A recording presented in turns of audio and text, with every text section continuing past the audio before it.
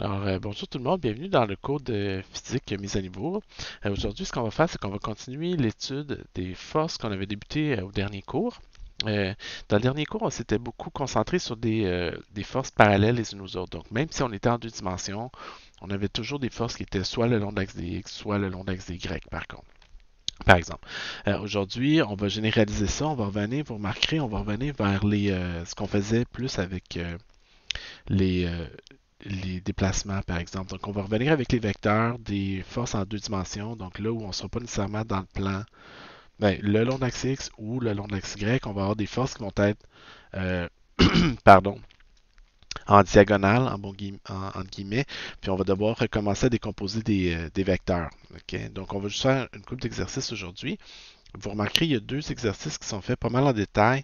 Donc, l'exercice, la présentation, dans le fond. OK? Donc, ici, ce qu'on vous donne, c'est une situation où vous avez trois bouts de corde, puis une masse qui est suspendue. On vous demande de trouver la tension dans chacune des trois cordes. OK?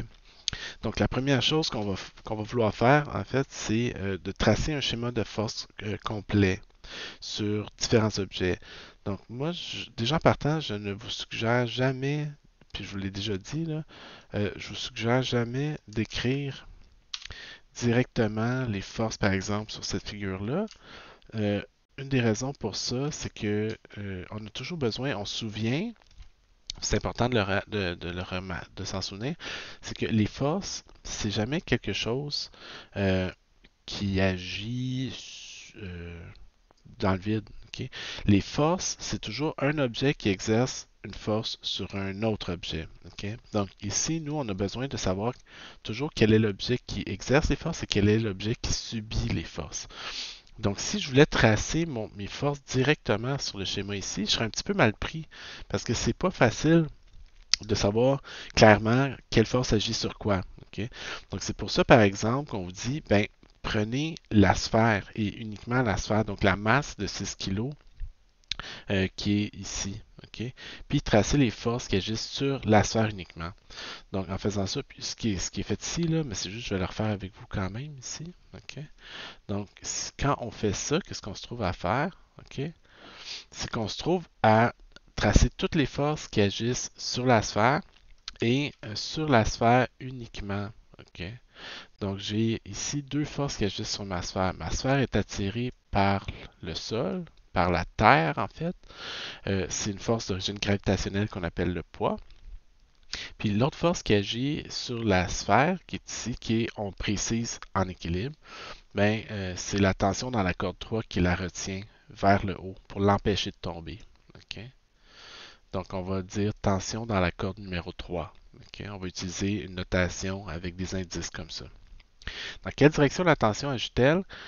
Ben, la tension attire toujours sur les objets. Donc c'est pour ça que c'est important de ne pas essayer de tracer la tension directement sur le schéma ici, parce que ici, ça devient difficile de savoir, OK, ben, dans quelle direction la tension tire. Ben, il faut toujours se demander, on regarde les forces qui agissent sur quel objet. Donc, c'est pour ça qu'on va prendre un élément du montage, on va le séparer, OK, puis on va regarder toutes les forces qui agissent sur cet objet-là. Une fois qu'on a identifié toutes les forces qui agissent sur un objet, deux choses à faire, introduire un système d'axes pour nous dire dans quelle direction les forces sont-elles positives.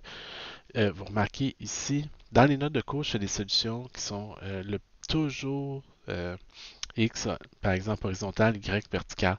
C'est parce que vous êtes probablement plus habitué de voir ça. Pour de vrai, entre guillemets, là, dans la réalité, moi, je vais souvent utiliser, quand j'ai des forces juste en une dimension, je vais utiliser juste un axe X comme ça. Ok?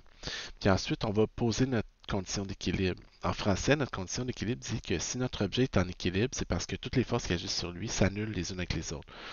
En mathématiques, on dirait que la somme de toutes les forces qui agissent sur un objet est égale à zéro.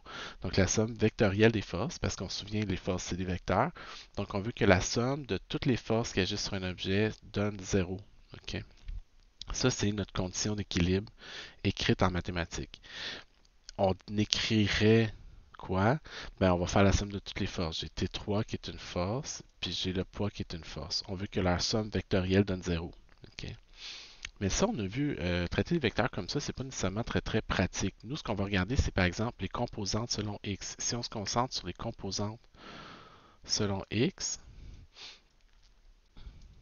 ok, on va dire la somme de toutes les composantes le long de l'axe x doivent s'annuler. Ok.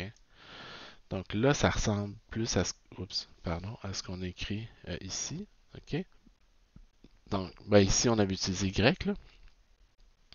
Ici, je vous montre comment décomposer, mais c'est un petit peu, entre guillemets, trop compliqué à mon goût. Ok. Ça en fait, c'est parce que on dit toujours la composante y, c'est le vecteur fois le sinus de θ où θ est mesuré par rapport à l'axe des x positifs. Donc, dans notre exemple, T3, son angle par rapport à x, c'est 90 degrés. Donc, la composante T3y, c'est T3 fois sin de 90 qui vaut plus 1. Donc, ça donne T3. Pour P, l'angle serait de, on veut encore une fois partir de l'axe des x puis se rendre jusqu'au vecteur P. Ici, on aurait 270 degrés. Sin de 270, ça vaut moins 1. On trouve une composante de moins 58,8. Moi, ça, je ne fais jamais ça pour vrai, entre guillemets. Ok. Moi, je sais, par exemple, ici, mon vecteur T3, c'est quoi sa composante selon l'axe des x, dans mon exemple? Ben, T3 tire vers les x positifs avec une composante égale à T3. Ok. Puis P, lui, P tire directement vers les x négatifs. Donc, ça ressemble plus à ce que je faisais dans le dernier cours. Ok. Donc, je vais mettre moins P ici. Ok. La somme de tout ça doit donner 0. Okay. On sait donc que la tension T3 est égale au poids.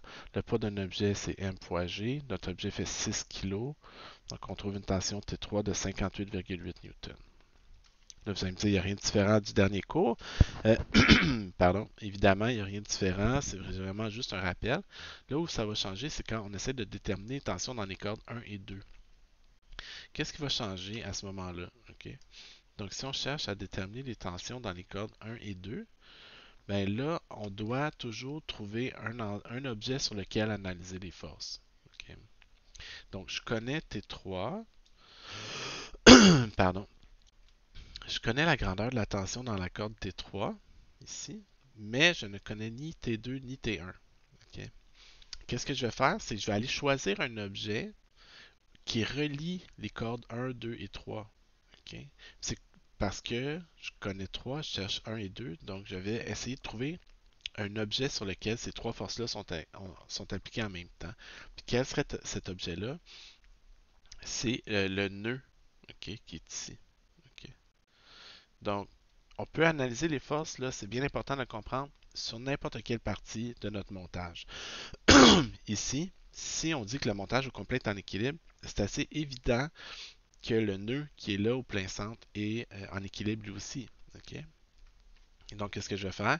C'est que je vais venir tracer le nœud uniquement. Okay? Puis regarder quelles sont les forces qui agissent sur le nœud. Donc, mettez-vous à la place du nœud puis demandez-vous qu'est-ce que vous ressentez. On se souvient, la mécanique, c'est beaucoup, c'est quoi? C'est de l'empathie des blocs de construction à la limite, là, ok? C'est mettez-vous à la place du bloc ou du nœud ou peu importe et demandez-vous qu'est-ce qu'il ressent, ce bloc-là, ok? Mais ce bloc-là qui est ici, il ressent trois cordes qui tirent sur lui puis qui essaient de l'écarteler, ok? Donc, la tension T3 tire dans quelle direction maintenant?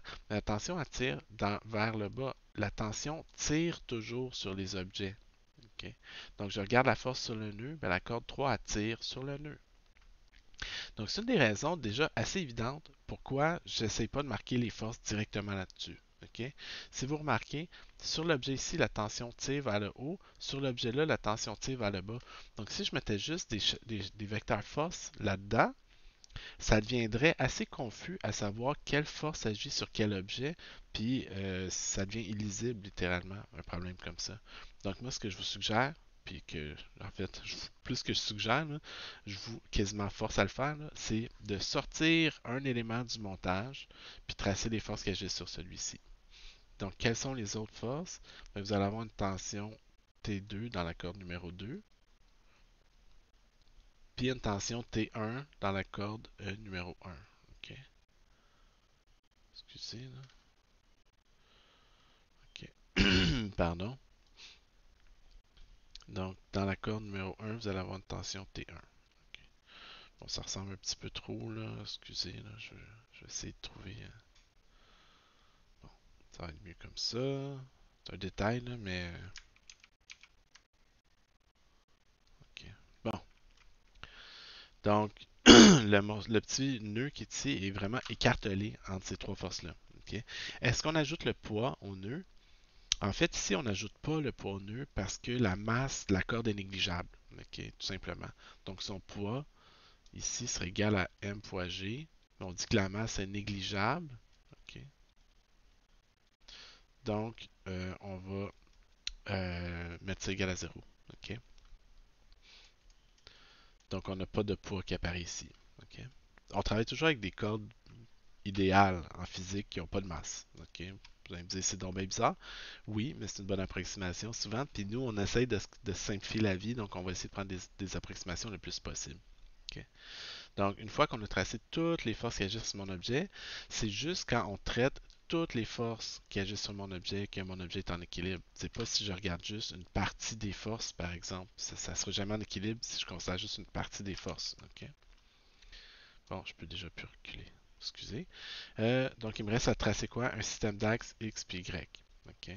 Donc, moi, comme j'ai deux forces perpendiculaires ici, je vais mettre X comme ça puis Y comme ça. OK? Puis on va venir poser notre condition d'équilibre qui dit que la somme vectorielle de toutes les forces qui agissent sur mon objet doit être égale à 0. Ça voudrait dire que si je prends mon vecteur T1, que j'ajoute mon vecteur T2, puis que j'ajoute mon vecteur T3, la somme de mes trois vecteurs devrait donner 0. OK? Donc, c'est quoi? On se souvient quand on additionne, quand on faisait des déplacements, si vous vous souvenez, là, je fais juste une petite parenthèse pour vous rappeler l'addition des vecteurs. Si je faisais un premier déplacement comme ça, un deuxième déplacement comme ça, puis après ça que je faisais un troisième déplacement qui me ramenait à case départ, ben on disait que le déplacement total était égal à 0. OK? Donc chaque fois que j'additionne des vecteurs, puis que la somme de mes vecteurs ferme un polygone, OK, donne 0, ben la somme est égale à 0. Donc ici, c'est ça qu'on veut faire. On veut que mes trois vecteurs additionnés ensemble donnent 0. OK? Euh, donc on veut que T1, excusez, on veut que T1 plus T2 plus T3 donne 0. Bien ça, on va regarder indépendamment. Puis ça, je vais essayer de vous montrer une démo pourquoi c'est vraiment important de le faire. Il va falloir qu'on traite indépendamment les composantes en X puis les composantes en Y. OK? Donc pourquoi on fait ça? Mais parce que les forces horizontales n'ont pas d'influence sur les forces verticales. OK? Si je pousse quelque chose comme ça n'a pas tendance à faire bouger cet objet-là dans cette direction-là. OK? Si je pousse comme ça a tendance à faire bouger comme ça. OK? Donc, les forces qui sont exercées dans une direction n'ont pas d'influence sur le mouvement dans la direction perpendiculaire. OK? Donc, c'est pour ça qu'il faut traiter toujours les coordonnées en X, les composantes en X, puis les composantes en Y de façon indépendante. Puis la seule façon d'avoir un équilibre, c'est si on a simultanément un équilibre en X et un équilibre en Y. Après, qu'est-ce qu'il me reste à faire? C'est trouver quelles sont les forces qui ont des composantes en X, quelles sont les forces qui ont des composantes en Y. Donc, si je reviens à mon schéma ici, par exemple, en X, j'ai deux forces qui tirent le long de l'axe des X. J'ai mon vecteur T1 qui tire directement vers les X négatifs. Okay? Donc, j'ai une composante le long de l'axe des X qui mesure moins T1, tout simplement, parce que mon vecteur T1 tire directement vers les négatifs. J'ai aussi une partie de mon vecteur T2 qui tire le long de l'axe des X, c'est pas T2 au complet. Okay? C'est juste une composante de T2 qui tire le long de l'axe des X. Puis cette composante-là de T2 qui tire le long de l'axe des X tire vers les X positifs. Donc je vais mettre plus T2X ici. Okay? Pardon. Je vais faire le même exercice en Y. Quelles sont les forces qui ont des composantes en Y? Ben, T3 n'a pas de composante en X. T1 n'a pas de composante en Y. Okay? Donc en X, j'ai une partie de T2, T2Y, qui tire vers les Y positifs. Donc je vais mettre plus T2Y ici. Évidemment, le plus n'est pas nécessaire, c'est juste pour des questions de clarté. Puis je vais mettre T3 qui tire directement vers les négatifs. Donc je vais mettre moins T3 tout simplement, qui tire vers les Y positifs. Donc lui, j'ai pas non plus à le décomposer en tant que tel. Chose que je fais dans les notes de cours. OK? Donc dans les notes de cours ici, si vous remarquez, je vous explique comment trouver les tensions 1, 2, 3. Ben 1 et 2. On fait le schéma de force qui agit sur le nœud. OK? On précise que le poids du nœud est négligeable. Puis je vous montre comment trouver les composantes en détail. OK? Mais moi, ça devient beaucoup trop lourd, puis je le ferai pas. Moi, je vais faire ça directement comme ceci. OK? Donc, qu'est-ce que je connais dans tout ça? Je connais pas T1, je connais pas T2, mais je connais T3 qui fait 58,8 newtons. OK? Donc, ça me permet de trouver quoi? T2Y. OK? Donc, je sais que T2Y est égal à T3, qui est égal à 58,8 newtons. Euh, Ça, est-ce que ça me permet de trouver T2? Oui, parce que je connais l'orientation de mon vecteur T2. Mon vecteur T2 fait 50 degrés par rapport à l'horizontale. Donc, si je continue ici, puis je reviens un petit peu, vous allez voir, là, la démarche est toute faite, mais je la fais avec vous quand même parce que je trouve ça important. Donc, on dit, mon vecteur T2 fait 50 degrés, mesure T2, puis une composante T2Y ici qui mesure 58,8. Donc, est-ce que je suis capable de trouver T2? Ben oui, parce que le sinus de 50, c'est le côté opposé sur hypoténuse. Donc, c'est T2Y sur T2. OK? Moi, je cherche T2, il faut faire attention. OK? Donc, T2 va être égal à T2Y divisé par le sinus de 50. Donc, à 58,8 divisé par 50. Sin de 50 qui vaut 0,76. Donc, ça vaut 76,8 newtons. Donc, je viens de trouver la grandeur de ma force T2, 76,8 newtons. OK? Vous remarquerez que mon vecteur est toujours plus grand que ses composantes. OK? Donc, ça, c'est normal. C'est impossible d'avoir un vecteur force dont la résultante est plus grande que ses composantes individuelles. OK? Donc, le vecteur est toujours plus grand que ses composantes x puis y. OK? On va y revenir. Donc, ici, ce que ça me dit, que T1 est égal à T2x. Donc, on vient de trouver T2, OK, qui était une partie de la question. Maintenant, il me reste à trouver T1. Mais T1, c'est T2x. OK. Connaissant T2y, est-ce que je suis capable de trouver T2x maintenant? Ben oui, c'est juste le cosinus de 50. OK. Donc, je vais prendre le cosinus de 50. C'est côté adjacent sur hypoténuse. Oups, excusez le français ici. Mon côté adjacent mesure T2x. Mon hypoténuse mesure T2. Donc T2x est égal à T2 multiplié par le cos de 50.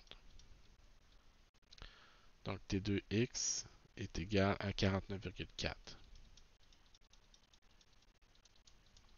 Ce qui me permet d'aller trouver T1 qui est égal à 49,4 newtons. Okay. Donc on a trouvé la tension 1, la tension 2, puis la tension 3. Okay. Plutôt. J'attire encore une fois votre attention sur donc les points importants ici. Quels sont-ils? Euh,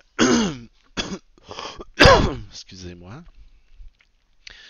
On ne traite jamais les forces directement sur le schéma.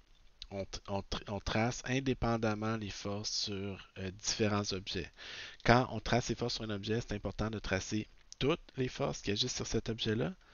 Puis après, on pose notre condition d'équilibre. L'équilibre en X puis l'équilibre en Y sont indépendants les deux l'un de l'autre, mais on a besoin d'avoir les deux si on veut qu'un objet soit en équilibre. OK? C'est la seule façon. Donc, ça, c'était la démo, entre guillemets, là, le petit exemple qui est fait dans le cours. OK? Alors, on va faire ensuite l'exemple numéro 1. Ben, encore une fois, l'exemple numéro 1, je vous ai vraiment guidé, OK, pas à pas pour vous aider à le faire. mais je vais le faire avec vous encore une fois. OK? Donc, la première étape, toujours, c'est de tracer les forces qui agissent sur chaque objet indépendamment. OK? Donc, c'est toujours la première étape. Puis, quand vous avez, on met tout le temps des blocs. Pourquoi? Ça pourrait être littéralement n'importe quoi. OK? Mais c'est juste que c'est plus simple de faire juste un bloc parce qu'on n'a pas à se préoccuper de savoir c'est quoi exactement. OK? Donc, encore une fois, en physique, on essaye de faire ça le plus général possible. Donc, c'est pour ça qu'on a tout le temps des blocs. OK? On dit le bloc A a une masse de 8 kg, le bloc B a une masse de 3 kg. Donc déjà en partant, ce qu'on sait ici, ok, c'est que le bloc A a une masse de 3 kg. Ok. Donc la masse du bloc A est de 8 kg. Ouais. Puis la masse du bloc B est de 3 kg. Là, on vous demande de tracer toutes les forces qui agissent. On a fait le schéma ici. Ok.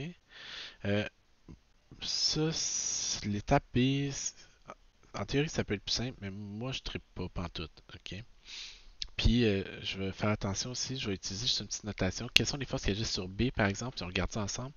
Ben, B, encore une fois, est un objet qui subit son poids. Donc, le poids est orienté dans quelle direction? Le poids est toujours orienté, pardon, est toujours orienté vers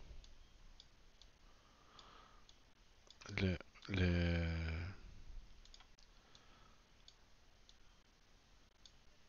le centre de la Terre. Non, excusez-moi, là, c'est juste que... Ah, bon, excusez là, j'essaie de faire ça simple, puis j'ai encore un petit peu de misère des fois avec ce logiciel-là, mais ça va venir, ok? Donc, on disait, le poids est toujours un vecteur qui est orienté vers le centre de la Terre. Ici, comme j'ai deux objets qui ont chacun leur poids, je vais je vais ajouter des indices, ok? Donc, je vais utiliser un poids de l'objet B ici. Ce que je veux éviter d'avoir dans un schéma, c'est deux forces qui ont le même symbole, mais qui n'ont pas, par exemple, la même grandeur. OK? Parce que le bloc A, lui aussi, il a un poids. OK? Mais le poids ne sera pas le même, donc je vais utiliser un indice PA et PB. OK? Ce que j'ai pas fait ici dans les notes de cours. OK? Donc, en théorie, je n'ai pas besoin, mais en pratique, ça aide encore là. Toujours, l'objectif, c'est toujours d'essayer de démêler ça le plus possible, puis de rendre ça simple. OK? Donc, en faisant ça, c'est une bonne façon, je trouve, d'éviter la confusion. OK? Quelles sont les autres forces qui agissent sur B? Poids, normal, tension, frottement. Ben, le bloc B n'est pas en contact avec rien, donc il n'y a pas de normal. Comme il n'y a pas de normal, il n'y a certainement pas de frottement, mais il y a une corde qui retient mon objet B qui l'empêche de tomber. Donc, vous allez avoir une tension dans une corde qui tire vers le haut. OK? Parce que la tension tire toujours sur les objets. Donc, c'est les deux seules forces qui agissent sur mon objet B. Je venais de tracer un axe DX qui pointe, dans mon exemple, positif vers le haut. OK? Ça, on l'a déjà fait une couple de fois. OK? On sait que si je regarde les forces qui agissent sur B, euh, les forces sur B doivent s'annuler vectoriellement. Juste les composantes en X, qu'est-ce que ça me dit? Que les composantes en X sur B doivent s'annuler. C'est plus un vecteur, vous remarquerez, j'ai plus mis le symbole vecteur ici parce que là, je parle des composantes de mon vecteur, je parle plus de mon vecteur en tant que tel. Okay? Puis ensuite, je dirais que j'ai T qui tire vers les positifs, poids qui tire vers les négatifs. Donc je sais que la tension est égale au poids de l'objet B. L'objet B est un bloc de 3 kg, donc 3 fois 9,8. La tension T dans la corde, 29,4 newtons. OK? Donc on a déjà trouvé la tension, on n'a même pas regardé le bloc A. OK? Quelles sont les forces qui agissent sur le bloc A maintenant? OK? Ben, on l'a dit, j'ai le poids qui tire vers le bas. Mettez-vous à la place du bloc A. Vous sentez qu'il y a une corde qui vous tire dessus avec une même tension que sur le bloc B. Donc c'est la même tension qui tire sur le bloc B. Sauf que là, maintenant, la tension est à 30 degrés de l'horizontale. Donc, c'est ça qui distingue ce problème-là de ce qu'on a fait dans le dernier cours, par exemple, où la tension attirait directement vers le haut, ici. Donc, est-ce qu'il y a d'autres forces? Ben, premièrement, S'il n'y avait pas d'autres forces, ok, mes deux forces seraient jamais en équilibre, ok. Donc, c'est impossible que T puis que PA soient en équilibre comme ça, parce que si j'additionne T puis PA, ça donnera jamais 0. OK? Donc, moi, ce que je veux faire, c'est j'ai déjà un signe comme quoi il y a des forces manquantes. OK? Quels sont les autres types de forces qu'on a vus?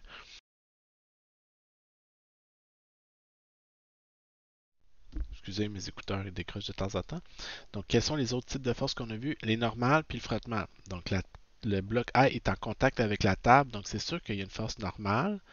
La force normale est dans quelle direction? Perpendiculaire aux surfaces en contact, donc la table va pousser contre le bloc A. OK? Puis, ici, si la corde attire comme ça ici, ok, ben, c'est sûr que le bloc va avoir tendance à déraper vers la droite. Donc, s'il glisse pas, c'est parce qu'il y a une force qui l'empêche de glisser. Comment on appelle une force qui empêche un objet de glisser? C'est du frottement. Ok. Donc, on va avoir une force de frottement, on met un F minuscule, qui retient l'objet et qui l'empêche de glisser. Qu'est-ce qui me manque? Euh, un système d'axes. Donc mes forces X, mes forces Y. Ok. Vous remarquez encore que les deux objets ont des axes qui sont différents. Ok. Ils pourraient être pareils, ils pourraient être différents. C'est pas important. C'est que chaque objet est en équilibre indépendamment l'un de l'autre de toute façon. Donc, ce que je veux dire par là, c'est que mon objet B est en équilibre, lui, il sait pas pourquoi, qu'est-ce qu'il y a au bout de la corde. Ok. Donc ça, c'est tout le temps aussi quelque chose qui peut paraître bizarre au début. Ok.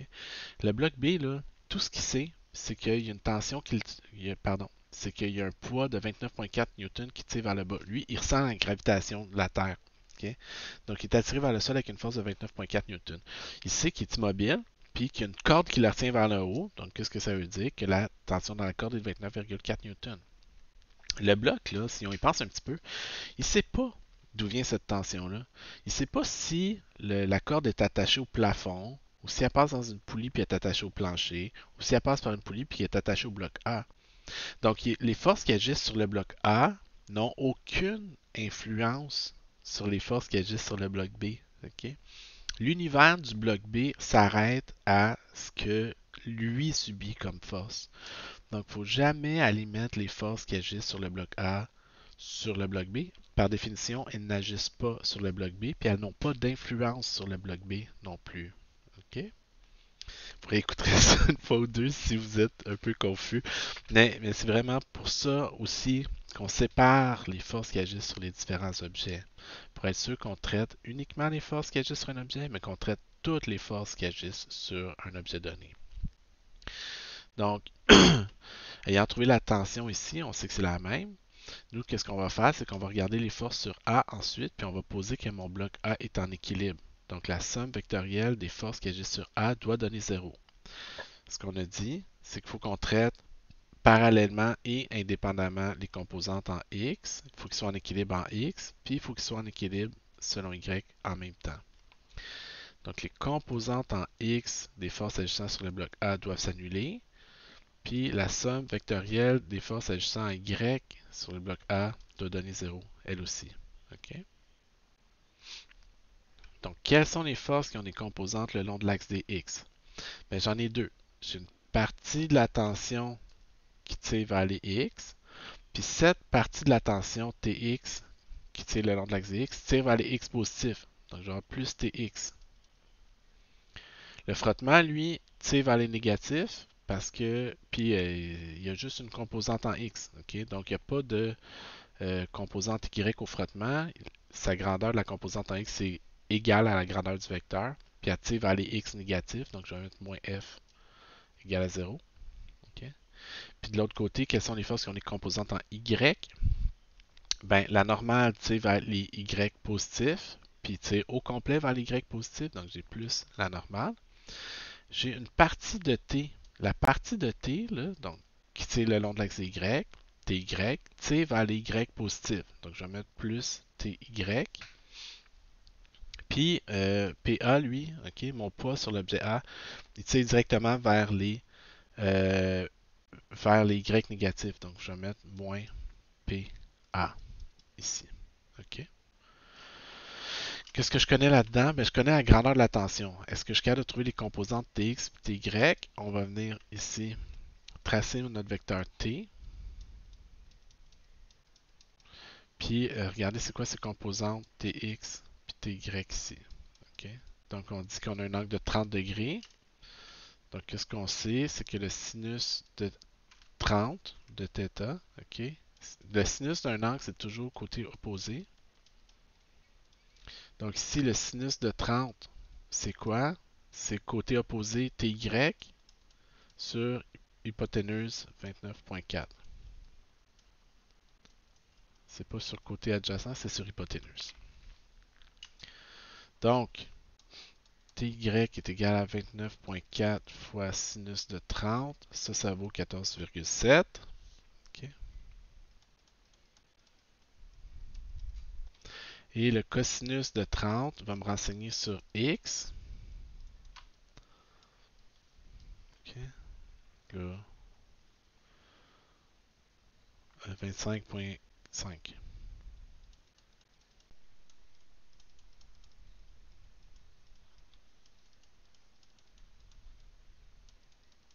Okay, donc j'ai ma composante Ty, puis j'ai ma composante Tx.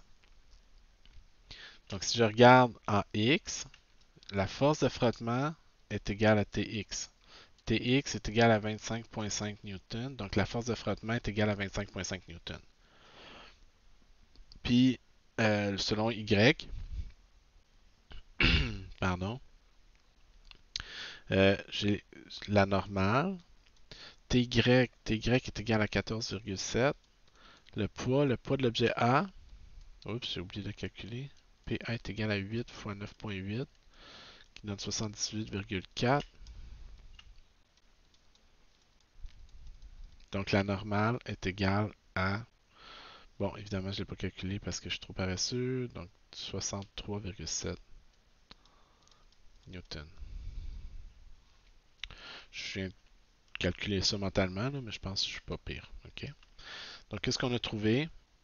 Pardon, on a trouvé les grandeurs de la tension, 29.4 Newton, la force de frottement, puis la force normale. Okay? Bon, ici, juste pour la petite histoire, vous remarquez que j'ai trouvé trois réponses. J'ai trouvé la grandeur de la tension, j'ai trouvé la grandeur de la force de frottement, puis la grandeur de la normale. Quand vous avez trois quantités inconnues comme ça, qu'est-ce que ça me prend? Ça prend trois équations pour résoudre le problème de façon unique. Trois équations indépendantes les unes des autres. Qu'est-ce que j'avais? J'avais une première équation ici. La première équation qui était équilibre sur l'objet B. Une deuxième équation qui était l'équilibre en X sur l'objet A. Puis une troisième équation qui était l'équilibre en Y sur l'objet A. Okay? Donc, il faut toujours que j'aie le même nombre d'équations que mon nombre d'inconnus. Okay? Les deux nombres, équations et inconnus, doivent correspondre. Okay? C'est pas obligé d'être les grandeurs des forces qui ont été inconnues. Ça aurait pu être, par exemple, je sais pas moi, le 30, on vous aurait donné la normale, puis on vous aurait demandé de trouver l'angle de la tension ici. L'important, c'est euh, il y a autant d'inconnus, quelles soient-elles. Ça peut être des grandeurs ou des orientations, les inconnus, ok, mais il y a toujours autant d'inconnus qu'il y a d'équations. Ok? Pardon. Donc, l'exemple 2 est un exemple vraiment. Donc là, on vous fait pratiquer. Ok. Pour la suite, là, on va vraiment vous faire pratiquer. Je ne les ferai pas tous, encore une fois, parce que moi, personnellement, je ne veux pas toutes les faire, sinon je vous fais la job à votre place. Ok. Mais ce que je vais faire avec vous, euh, je vais essentiellement faire les schémas de force. Euh, Encore là, pas nécessairement tous les schémas de force, mais parce que si j'ai fait tout, à un moment donné, je vous connais, là, je vous aime bien, là, mais ça vous enlève un peu de motivation souvent quand je fais les exercices à votre place. Puis nous, mon objectif, c'est vraiment de vous faire pratiquer. Ok, donc attendez une seconde, s'il vous plaît. Donc, par exemple, je vais faire avec vous essentiellement les schémas de force des prochains exercices. Donc, si on regarde ici, oh, pardon, vous ne voyez pas, je me cache. Donc, dans l'exercice numéro 2, ok, donc si je prends mon bloc, oups, quelles sont les forces qui agissent sur le bloc ici? On dit vous tirez sur le bloc avec une force F. Donc quand on dit vous tirez sur le. Dans le fond, c'est comme on peut se représenter ça d'une couple de façons. Mais essentiellement, c'est comme s'il y avait une corde puis dans laquelle il y a une tension. Ok. Donc vous tirez avec une force F, c'est une force externe. Donc ici on utilise F. Moi des fois j'aime mieux mettre un F indice 0. Donc une force externe, juste pour préciser. Puis quand on met une force externe comme ça, c'est par exemple, dans l'exemple, c'est qu'il y aurait une corde sur laquelle on tire, mais ça serait un peu une tension dans une corde. Si je pousse sur une caisse, ben, c'est un peu une force de contact, donc ça serait comme une normale, mais dans le fond, nous, souvent, on va utiliser F0 pour dénoter quelqu'un qui pousse ou qui tire sur un objet. Ok. Donc on dit le bloc demeure au repos. Ok. Quelles sont les autres forces qui agissent sur lui? Ben, vous avez le poids, évidemment, qui tire vers le centre de la Terre. Vous avez deux autres forces. Ok. Donc, il y a un contact entre le plancher et le sol, donc une force normale. Puis, si la caisse est immobile, évidemment, ici, ce qu'on remarque, c'est que mon vecteur F0 tire en partie à l'horizontale. Ok. Il n'y a aucune force qui contrebalance à l'horizontale dans l'autre direction. Donc, c'est impossible que la caisse reste immobile si c'est les seules forces qui agissent. Donc, nécessairement, il va y avoir du frottement. Si on précise que la caisse est immobile, c'est qu'il va y avoir du frottement qui va retenir la caisse pour l'empêcher de bouger. Donc là, on va pouvoir tracer un système d'axe X, Y. Wow, excusez. OK. Puis décomposer mon vecteur F0 ici, on donne l'orientation 37 par rapport à l'horizontale ici. OK. Donc la question, ça va être de décomposer le vecteur F0 qui mesure 20 newtons en composante XY, faire la somme des forces en X, équilibre Y. OK. Je ne ferai pas, par exemple, toutes les solutions détaillées. OK. Si vous avez des problèmes, évidemment, gênez-vous pas pour venir me poser des questions. Là. Je pourrais en faire, mais a priori, je ne veux pas, encore une fois, toutes les faire. Euh, L'exemple numéro 3 ici. Donc, euh, curseur. Oups. OK.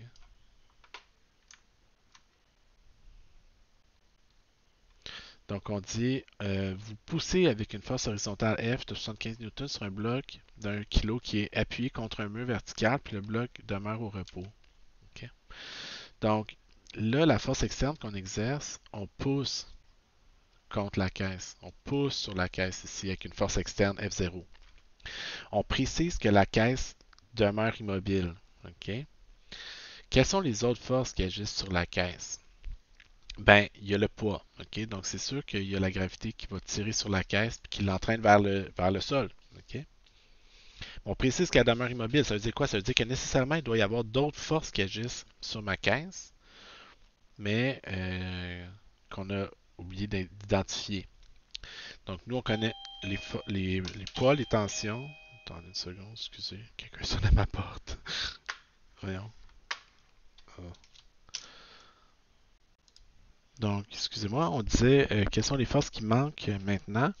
Il manque deux autres forces. OK? Donc, évidemment, la force F est horizontale, puis la force P est verticale. Donc, c'est impossible que mon objet reste en équilibre si c'est les deux seules forces qui agissent sur lui. Donc, oui, il doit y avoir une force additionnelle horizontale, puis une force additionnelle à la verticale. À l'horizontale, cette force-là, c'est laquelle? Ben, on appuie la caisse contre un mur. Donc, qu'est-ce qu'il y a? Il y a un contact entre le mur puis le bloc. Donc, il va y avoir une force normale qui va apparaître.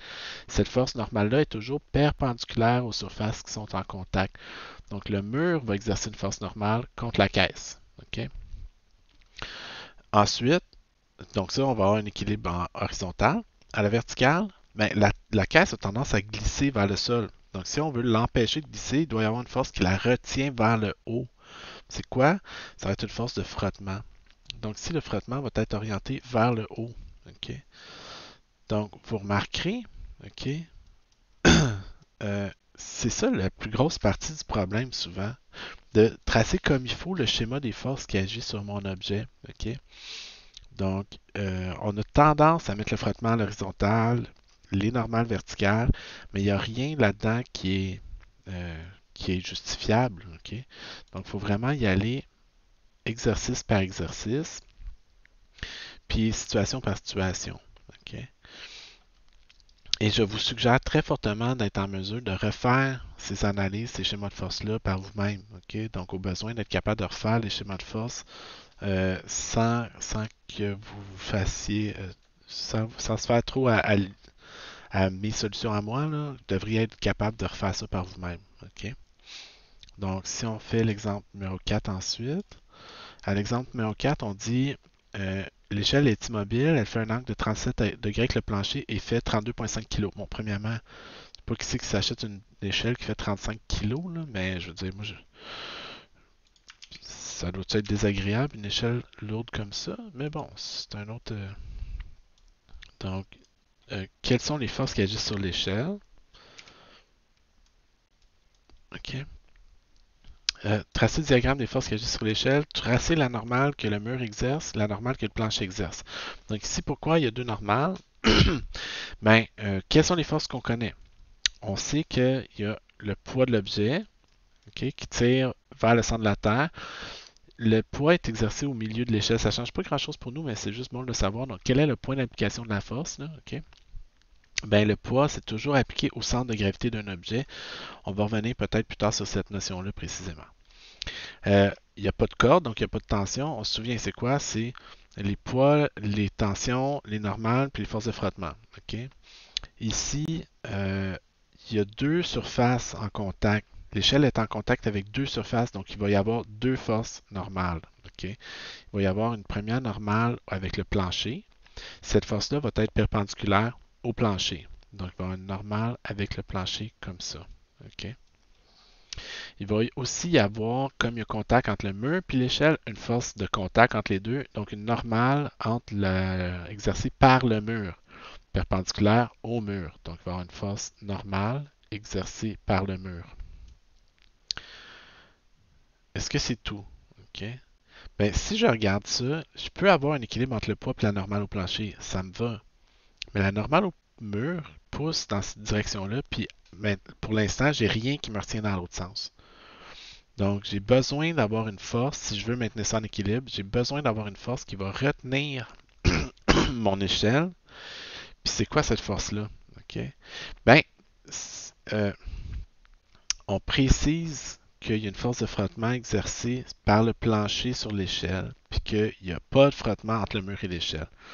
Donc, il y a du frottement entre le plancher et l'échelle.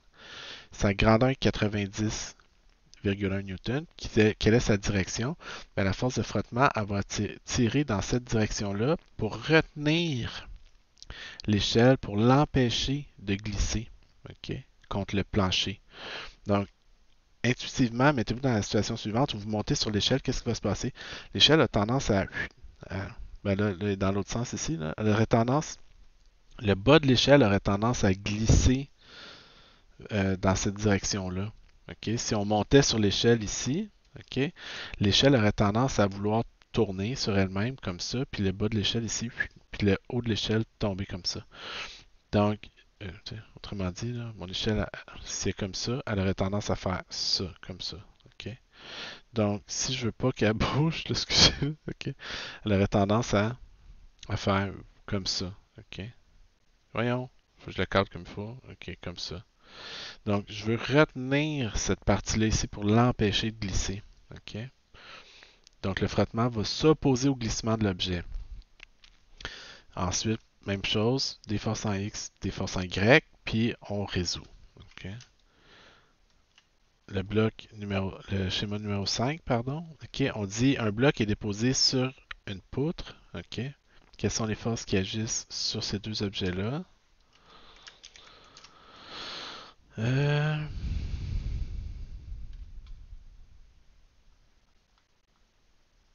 OK.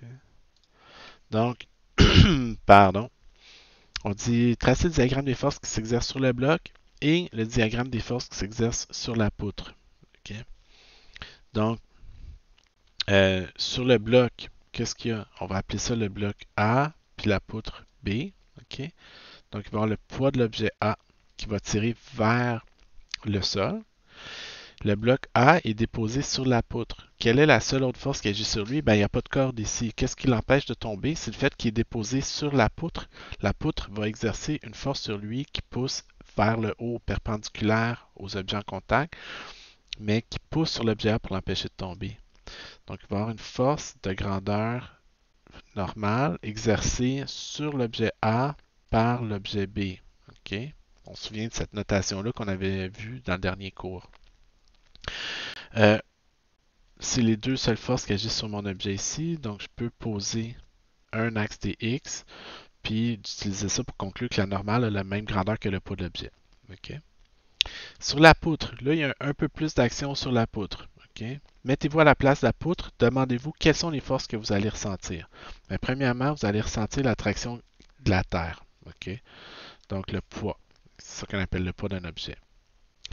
Poids, tension, normale, frottement. OK? Donc, est-ce qu'il y a une tension? Oui, il y a une corde qui tire sur mon objet. Donc, il va y avoir une tension exercée ici. OK, qui fait 35 par rapport à l'horizontale. On le précise. OK. Est-ce qu'il y a ensuite des normales? Ben là, à chaque fois qu'il y a un contact en deux surfaces, il y a une force normale qui apparaît. OK. Donc, oui, encore là, il y a des forces normales. La poutre est appuyée contre le mur. Donc, le mur va pousser contre la poutre. OK. Donc, il va y avoir une force normale exercée sur le bloc B par le mur. OK. Mais le bloc B, il y a également une autre force normale qui agit sur lui. On se souvient, le bloc A est appuyé sur le bloc B. Donc, le bloc B, qu'est-ce qu'il sent, lui? Il sent qu'il y a un bloc A qui est appuyé sur lui et qui pousse vers le sol. OK. Donc, à l'endroit où se trouve le bloc, vous avez une force normale exercée sur le bloc B par le bloc A. OK. Puis, finalement, vous avez une force de frottement aussi. OK. On dit calculer la force de frottement que le mur exerce sur la poutre. Ben, pardon. Il y a une force de frottement en quelque part. OK. Ici, il y a un contact entre les deux. Il y a une force normale. Ben, il va y avoir une force de frottement qui va être associée. Est-ce que le frottement tire vers le haut ou vers le bas ici? OK. C'est pas super évident. OK. Pourquoi? Ben, j'ai déjà des forces qui tirent vers le bas, puis déjà des forces qui tirent vers le haut. Donc, je ne sais pas a priori si la force attire. J'ai pas de raison de croire qu'elle tire nécessairement vers le bas ou nécessairement vers le haut avec l'information que j'ai pour l'instant. Qu'est-ce que je vais faire? Moi, je vais supposer qu'elle tire vers le haut. OK? Donc, je prends une décision. OK? Je décide ici qu'elle tire vers le haut. OK? Puis, je vais faire tous mes calculs en, en respectant cette convention-là que je me donne. OK? Donc, par exemple, quand je vais faire mon système d'axe X puis Y ici, ben, je vais supposer que ma force Y, là, de frottement, il est positif dans la direction des Y. Supposons que je fais cet exercice-là puis que la réponse à la fin me donne une valeur négative pour F. OK? Mais ça veut dire que j'avais mal deviné. C'est tellement bien fait la physique par bout, là, OK? Que ça se corrige tout seul, vos exercices.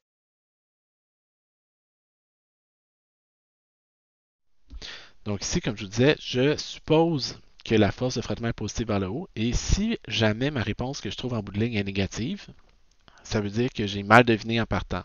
OK? C'est pas plus simple que ça parce que les réponses ne dépendent pas des choix qu'on fait nécessairement. Okay? Tant qu'on reste cohérent avec notre raisonnement, ça va fonctionner. Donc ça, c'est une première chose. La deuxième remarque ici que je ferai, okay, c'est qu'on se souvient, c'est quoi la grandeur de la normale qui est ici? C'est la même que celle-là. Okay? Donc, celui-là, je vais le faire avec vous. Okay? Dans 2 minutes. Okay? Donc, ici, je vais faire l'exercice avec vous. Donc, si on regarde, par exemple, les forces qui agissent sur l'objet A, on va poser somme des forces agissant sur l'objet A est égale à 0. Ici, j'ai juste des forces en X, donc je vais regarder les composantes en X sur l'objet A. Quelles sont les forces qui ont des composantes en X? La normale AB tire vers les positifs, donc je vais mettre plus normale AB. Le poids tire vers les négatifs, je vais mettre moins le poids. Donc je suis capable de conclure que la normale AB est égale au poids de l'objet A. J'ai oublié de mettre mon indice. Le bloc A est un objet de 2 kg, donc 2 fois 9,8. La normale AB est égale à 19,6 newtons. Maintenant, on dit par symétrie, si la poutre B, ça c'est la troisième loi de Newton, je n'ai pas parlé peut-être aussi clairement dans les autres vidéos, mais si la poutre exerce une force de 19,6 newtons sur le bloc A, mais le bloc A, il va faire quoi, lui? Il va réagir en exerçant une force à son tour de 19,6 newtons sur le bloc B. Donc ça, c'est action-réaction qu'on appelle. La grandeur de la force exercée sur A par B est la même que la grandeur de la force exercée sur B par A. Donc, dans l'exemple que j'ai ici, ça, pour marquer la notation, entre valeur absolue, un vecteur en valeur absolue, ça veut dire quelle est la grandeur de mon vecteur. Okay? Donc, ça veut dire NAB est égal à NBA. C'est des synonymes. Okay? Donc, grandeur du vecteur, ou la grandeur du vecteur, c'est juste de dire NAB, pas de vecteur. Ça ici, c'est le scalaire qui représente la grandeur de mon vecteur, N. Donc, mesure 19,6 newton. Pardon. Là, j'en ai regardé les forces qui agissent sur B. Donc, sur le bloc B, mon bloc B doit être en équilibre. Donc, la somme de toutes les forces qui agissent sur B doit donner 0. J'ai un équilibre selon X, puis j'ai un équilibre selon Y. Okay? Donc, la somme des composantes en X sur B doit donner 0, puis la somme des composantes en Y sur B doit donner 0. Quelles sont les forces qui ont des composantes en X sur le bloc B? J'en ai deux. J'ai une partie de T qui tire vers les négatifs, puis j'ai la normale B avec le mur qui pousse vers les positifs. Donc ça, c'est normale B mur, normale exercée sur le B par le mur, puis j'ai moins TX, parce que la composante de T le long de l'axe des X tire vers les négatifs. Okay?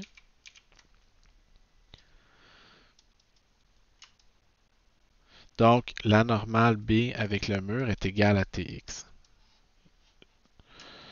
En Y, quelles sont les forces qui ont des composantes en Y? Bien là, j'en ai 4 ici. Okay?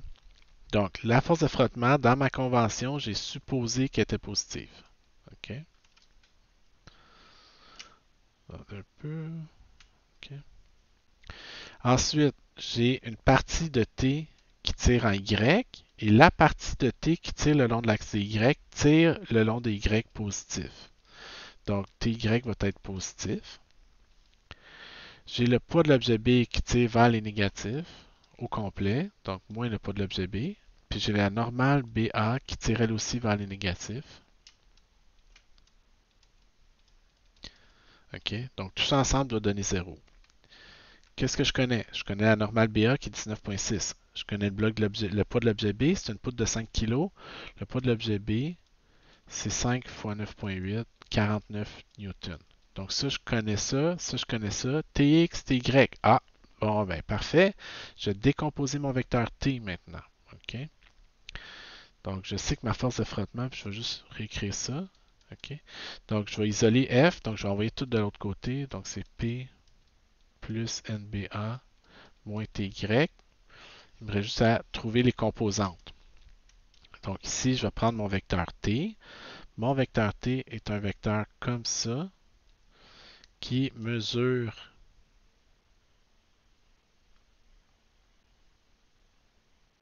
40 newtons. Excusez-moi, il fallait que je lise la question une couple de fois. Puis elle fait 35 par rapport à l'horizontale. Donc ça, c'est TX. Ça ici, c'est TY. Le cosinus de 35 est égal à côté adjacent TX sur hypoténuse 40. Donc TX est égal à 40 fois cos de 35 qui vaut, pour marquer là, je fais ça en même temps que je vous parle. OK. Euh, 40 fois le cos de 35. Au 32,8. OK. Ty, ça va être 40 fois le sinus de 35, qui vaut 22,9. Donc, qu'est-ce que je suis capable de trouver? La normale B avec le mur est égale à Tx est égale à 32,8 newtons. Puis ensuite, la force de frottement, F, excusez là, la confusion. Le poids de l'objet B, on a dit c'est 49 newtons. La normale BA, on a dit c'est 19,6 newtons. Puis la tension TY, 22,9 newtons. Donc, la force de frottement mesure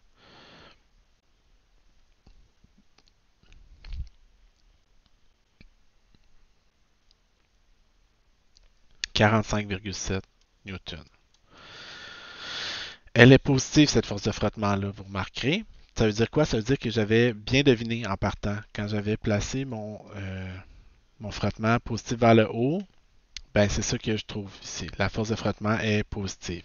Vous remarquerez, puis je termine avec ça, si j'avais mis F vers le bas, OK? Donc ici, j'aurais eu un négatif. Si j'avais eu un négatif ici, quand j'aurais isolé, ça aurait changé les trois signes ici. J'aurais trouvé une valeur négative pour 45,7. Mais la grandeur n'aurait pas changé, c'est juste le signe qui aurait changé. OK?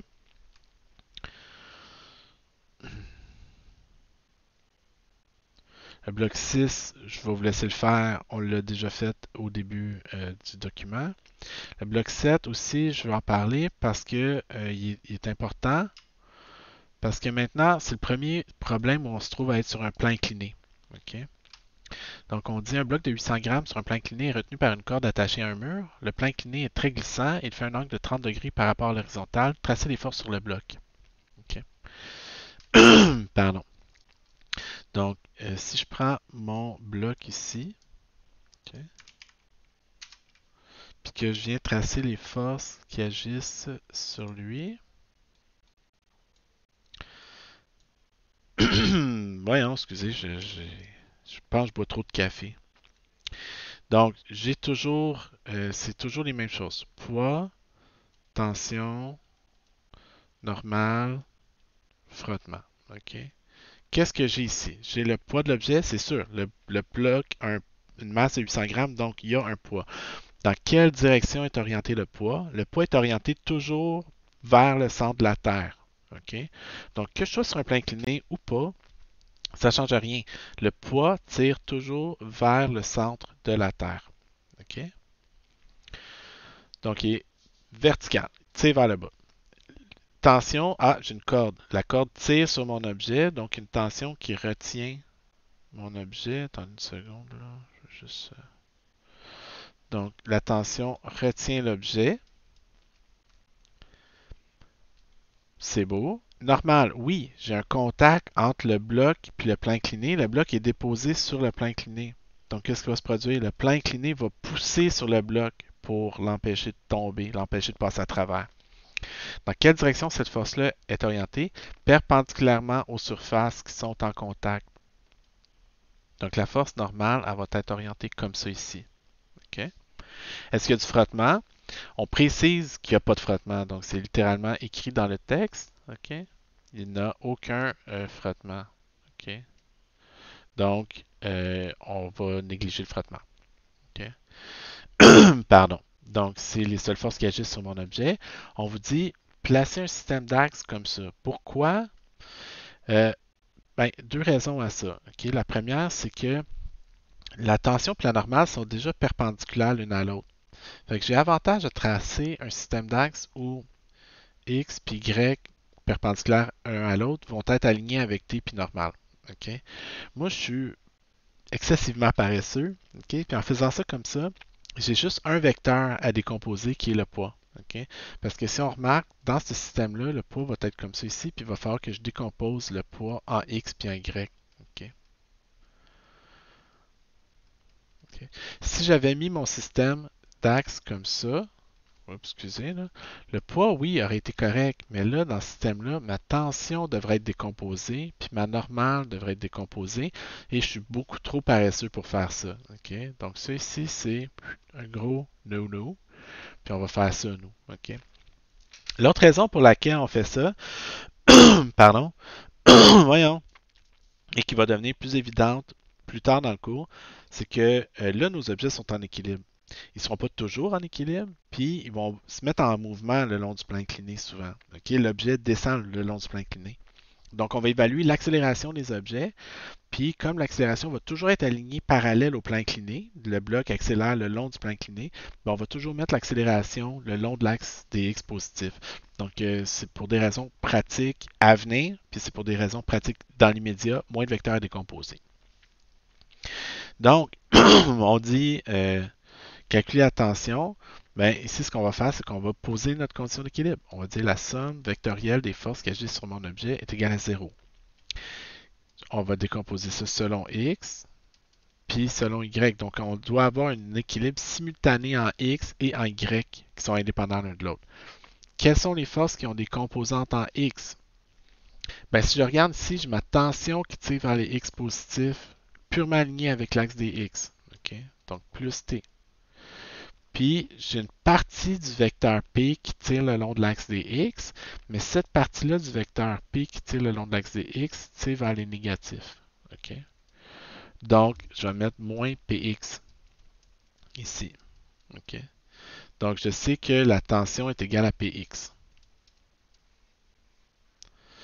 En Y, quelles sont les forces qui ont des composantes en Y? Ben, la normale tire vers les Y positifs. Okay? Ah, j'ai oublié d'écrire somme des forces des composantes en x égale 0. Ici, c'est somme des composantes y égale 0. Donc, la normale tire vers les y positifs. Ensuite, j'ai une partie du vecteur p qui tire le long de l'axe y. Et cette partie-là qui tire le long de l'axe y tire vers les y négatifs. Donc, je vais mettre moins py. Qu'est-ce que j'en conclus? Que la normale est égale à py. Donc, c'est quoi la question? Décomposer P. Okay? Dans le fond, ce que je remarque ici, c'est qu'à partir du moment où, je suis capable de décomposer mon vecteur P, ben, je vais être capable de trouver le reste de la solution. Comment on décompose le vecteur P sur un plan incliné? Ça, c'est quelque chose qui va revenir souvent dans le cours. Okay? Puis avec lequel je vous invite à vous familiariser. Okay? Décomposer P sur un plan incliné. Moi, ça va toujours être la même façon. Okay? Donc, supposons que j'ai mon vecteur P, puis que j'ai mon plan incliné qui est comme ça ici. Okay? Dans le fond, là, mon vecteur P est toujours vertical. Okay? Mon plan incliné est toujours incliné à θ degrés de l'horizontale dans mon exemple. Okay? C'est sûr, si je mélange θ ici, c'est pas pareil, mais prenons ça. Okay? Ça donne que le côté du plan incliné coïncide toujours avec mon axe des x. Okay? Je veux toujours que mon axe des x soit parallèle au plan incliné. Donc ça, c'est mon axe des x en même temps. Okay? C'est comme si ça, c'était mon axe des x ici. Donc, que vaut px? Ben, px, c'est la projection, c'est la composante de p le long de l'axe x ici. Okay? Bon. Comment je peux... ça donne en même temps que ça ici, c'est sa composante y. Okay? Donc, si je prenais mon vecteur, puis je le projetais sur l'axe des y, donc ça serait mon axe des y ici. Ça serait une mesure de py ici. OK? Wow, excusez, là. OK. Où je m'en vais avec ça? Ben, revenons à mon plan incliné. OK? Si j'ai un angle θ ici, l'angle au sommet, il mesure combien? Il mesure 90 moins θ ici. Pourquoi? Ben, la somme des angles alpha, bêta, ABC dans un... Ouais. La somme des angles internes dans un triangle donne toujours 180 degrés. Dans un triangle rectangle, j'ai toujours un des angles qui vaut 90 degrés. Donc, nécessairement, la somme des deux autres doit donner 90 degrés. Okay? Si ça, c'est mon angle 1, puis ça, c'est mon angle 2, la somme doit toujours donner 90. C'est des angles complémentaires qu'on appelle ça, si vous vous souvenez de vos maths. Là. Donc, l'angle 2, c'est toujours l'angle complémentaire à l'angle 1 et vice-versa. Okay? Donc, si mon angle 1 fait θ degrés, l'angle qui est ici au sommet va nécessairement être l'angle complémentaire à mon angle θ. OK? Donc, là, on peut le voir de deux façons. Soit, automatiquement, j'en conclus que l'angle ici mesure θ, parce que ça, c'est un angle de 90 ici. Donc, si lui est complémentaire à 90, à θ, pardon, ben lui, c'est θ. Ou, l'autre façon de le voir, si je mets mon angle droit ici, puis que j'ai un angle θ ici, ben là, dans ce triangle-là, lui devient égal à θ. OK? Ça va revenir à la même chose. OK? Donc, encore une fois, comment je fais ça? Moi, je vous suggère très fortement de... supposons qu'on a un triangle. OK? Ça donne à être mon vecteur P. Moi, je veux sa projection ici. Donc, si j'ai un angle θ ici, j'ai le même angle θ ici. OK? Nécessairement. Parce que ça ici, c'est 90. Il y a plusieurs façons de le voir. OK? Donc, ça, c'est l'angle complémentaire à θ. Ça, c'est l'angle complémentaire à θ. Donc, ça, c'est θ automatiquement. Ça ici, c'est px. Ça ici, c'est py. Donc, si j'applique dans le petit triangle vert ici, le sinus de θ, c'est quoi? Côté opposé sur hypoténuse. Mon côté opposé mesure px. Mon hypoténuse mesure P. C'est toujours, l'hypoténuse, c'est toujours le vecteur. Okay? Donc, Px est égal à P fois sin de θ, où θ est l'angle d'inclinaison par rapport à l'horizontale. De la même façon, cosinus de θ est égal à côté adjacent sur hypoténuse. Donc, le côté adjacent, c'est Py. Donc, Py est toujours égal à P fois cos de θ quand je donne l'inclinaison par rapport à l'horizontale. Donc, sur un plan incliné, on va toujours décomposer P de la même façon. Vous le ferez une couple de fois là, pour vous familiariser avec. Là, okay? Mais ça va toujours être de la même façon. Okay? Donc, dans notre exemple, l'angle est de 30 degrés par rapport à l'horizontale. Donc, mon objet fait 800 grammes. Donc, le poids de l'objet, c'est quoi? M fois G. 0,8 fois 9,8. Ça, c'est quoi le 0,8 ici? Excusez, là, je vais peut-être un petit peu vite. 800 grammes en kilogrammes. Il y a 1000 grammes dans un kilo, donc on va diviser par 1000 grammes par kilogramme. Ça donne 0,8 kg. Okay. Donc 0,8 fois 9,8. Ça donne 7,84 newtons. Px va être quoi? Est égal à quoi? 7,84 fois sinus de 30, qui vaut demi, donc ça vaut 3,92 newtons.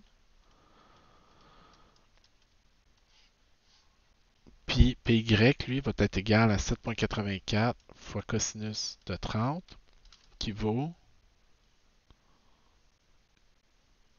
6,79. 6,8.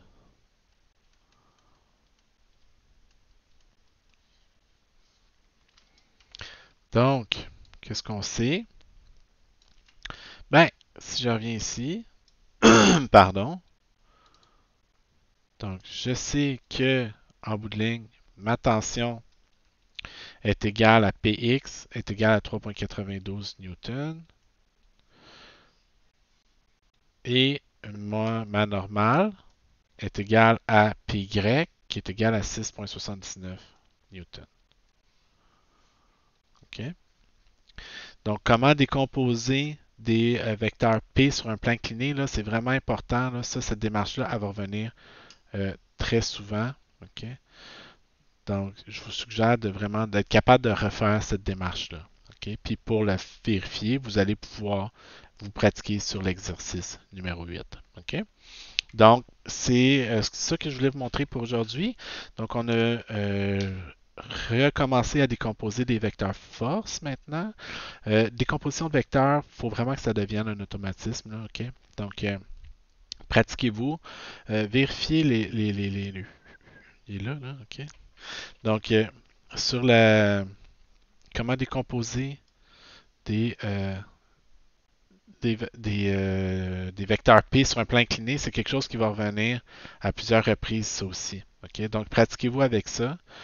Si vous avez des questions, encore une fois, vous êtes toujours les bienvenus. Questions, commentaires constructifs. Envoyez-moi des courriels, contactez-moi par Colnet.